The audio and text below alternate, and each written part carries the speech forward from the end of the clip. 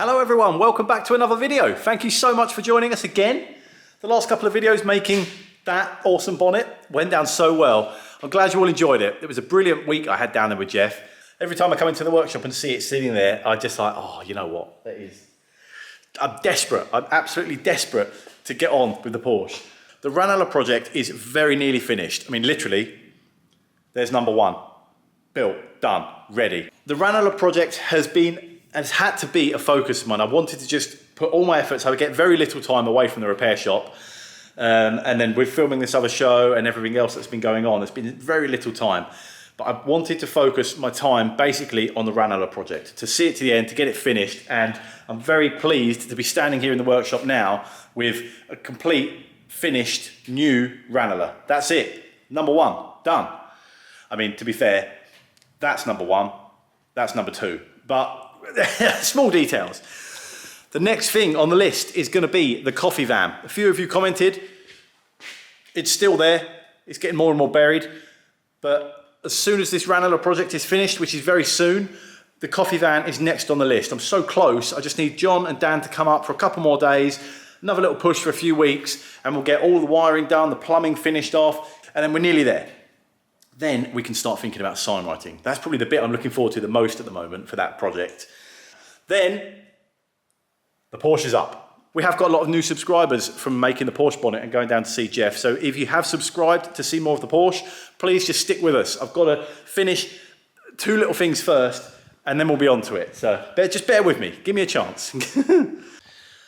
So working on the lower wheels for the Ranalah is still proving a little bit difficult. This is the first number one wheel that has actually worked. So this is done. I'm happy with this one.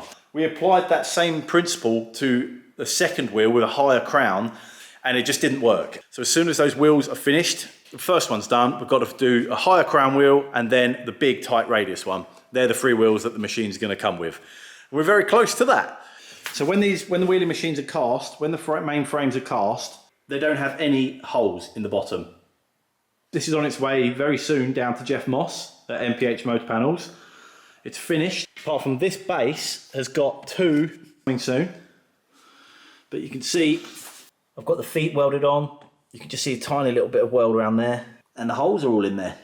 Drilling through 35 mil cast iron left me with a bit of a conundrum on the bottom of that machine. So my solution was, of course, buying a new toy. So this is a mag drill, basically. This works in the same way as a drill press, so like a pillar drill. Crank the handle and it goes up and down. Massive magnets on it.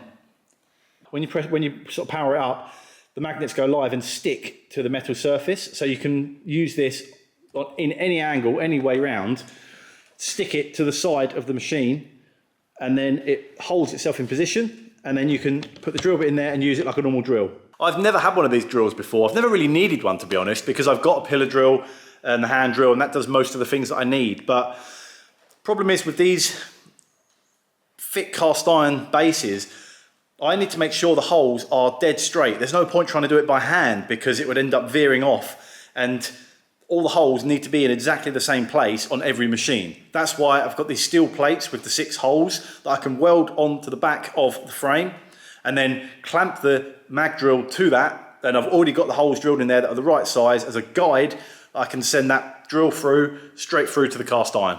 It's the sort of foolproof way to make sure that every wheeling machine that leaves here, every new Ranalah, has got the holes in exactly the same place. The mag drill uses special cutters, which look like this. It's almost like a milling bit, like you'd have at a Bridgeport in a mill. That is sprung. That little point is loose in the middle. That's just a guide to center it. Look, that's the cast iron surface. You end up with these little nuggets that come out. It's amazing how well they work. They just eat straight through the cast iron. It's a lovely thing to use. I learned quite quickly that when drilling holes through and working with cast iron, you don't use cutting fluid. The first one, blunt instantly. And I called the company, I was just like, what's going on? It's like, don't use coolant, not with cast iron. Apparently, the particles that come off, instead of chips, because it's cast iron, it's almost like a powder, that mixes with the oil, with the cutting oil, makes almost like a grinding paste and then grinds the end of the tool, of the drill bit, flat. Expensive mistake. I bought some more cutters, had another go, and bang, perfect. You are probably all thinking, whoa, whoa, whoa, hang on a second, Dom. When did all this happen? Brother Dan came up last weekend. He gave me a hand for one day, but we managed to turn a bare, as it comes, Ranalah frame into a working machine. Dan was the master cook with his Babbitt in the saucepan. We used the Sainsbury's saucepan again. I bought a new little electric hob, which Dan did not like. Preheated the frame again up to 200 degrees, 250, somewhere around there. Then poured it in. The pour went so well. The last time we almost ran out at the end, and then one of them we didn't have enough. But this one made sure we had just the right amount. We measured everything and it was perfect. That went really well. And it's sitting there now proudly, ready to go. This is a new cradle that I've machined on the Bridgeport here. I did it all myself. Anything basically that comes from the foundry would usually be blasted before it leaves. Obviously these are a bit too big to fit in his machine, so we didn't do it. We just got them here, and they come out nice. They're really not bad at all, but there's just a few little areas where there's like sort of scaly, sandy, gritty bits that are left on there, and if you chip them, you can get them off. So it's not part of the metal, it's like a sort of scaly coating. So this is bare metal where I've hit it with a little sander. This is bare metal where it's going rusty. Then it's got this sort of scaly, sandy coating. Bit here as well. You can tell where the bare metal bits are, where the grinder's been, and then these bits you can sort of, oh, there you can see quite well.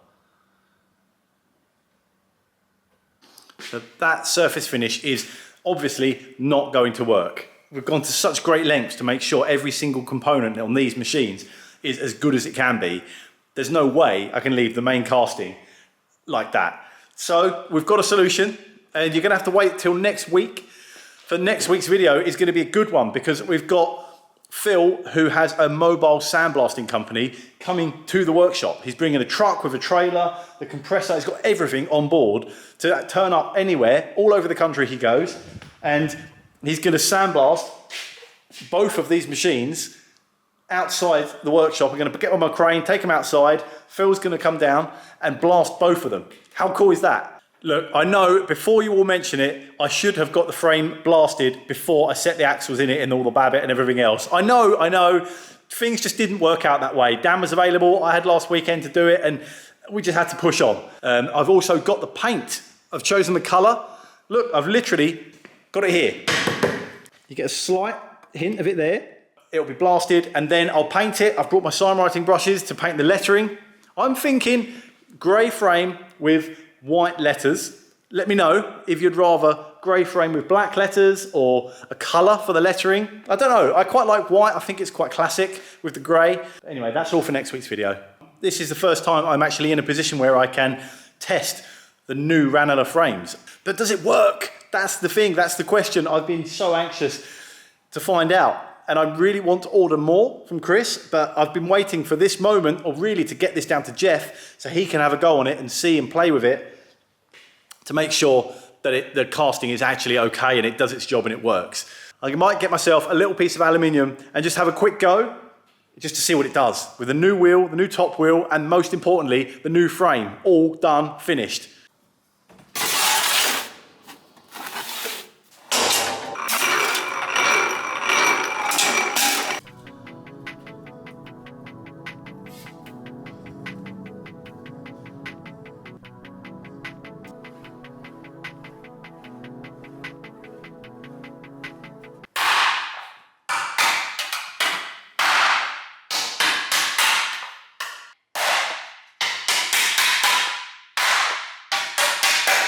You could see as I was hammering it was creating these little puckers that's shrinking all around the edge. I know it looks like I've ruined it, but hopefully now that's going to give us a little bit more shape, and just by shrinking the edge it just pulls it all around a bit more.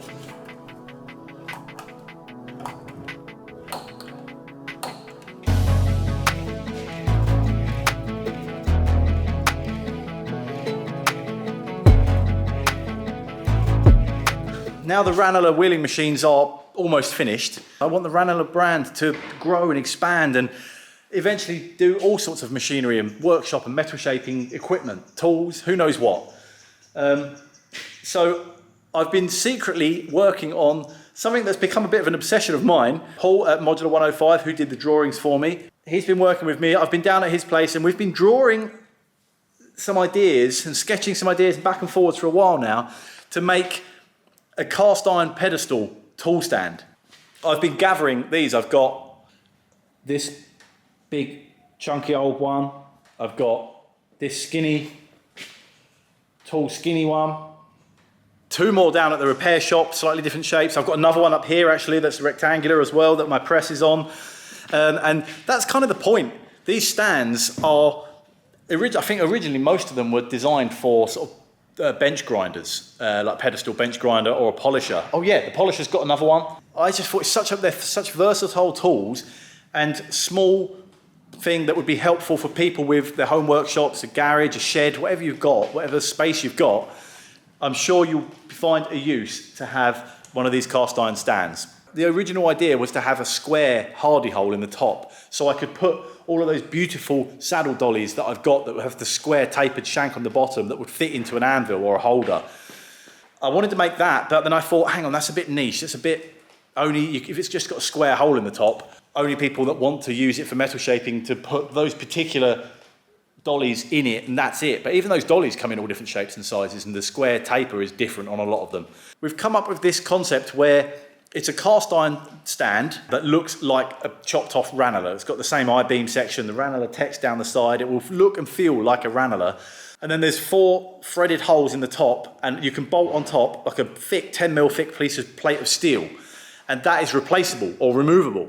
So if you want a bench grinder, you can buy the pedestal stand and then drill 4 holes into the top mill plate and bolt that on. I'm going to get Mikey at MJY Pattern Makers, who made the pattern for the main original Ranalah, to make a pattern for me. But I just thought I would throw it out there to you guys. I know so many of you have your own workshops and have brilliant ideas for things I haven't even thought about. So please leave me a comment if there's any way you think I can improve this design. Any concerns you've got? Would you buy one? How much would you pay for one? That's an important one. How much would you realistically pay for a cast iron pedestal stand like that with the Ranalah brand on? If you tell me what you would use it for, maybe we can work on a way of adapting it so it works for you.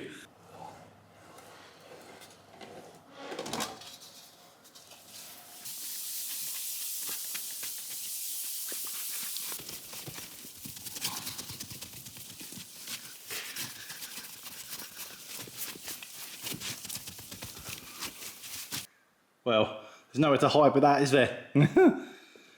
I'm chuffed. How cool is that? I mean, I know I rushed it. It was very quick and I've left the sort of shrinking marks around the edge and it's not perfect. I know.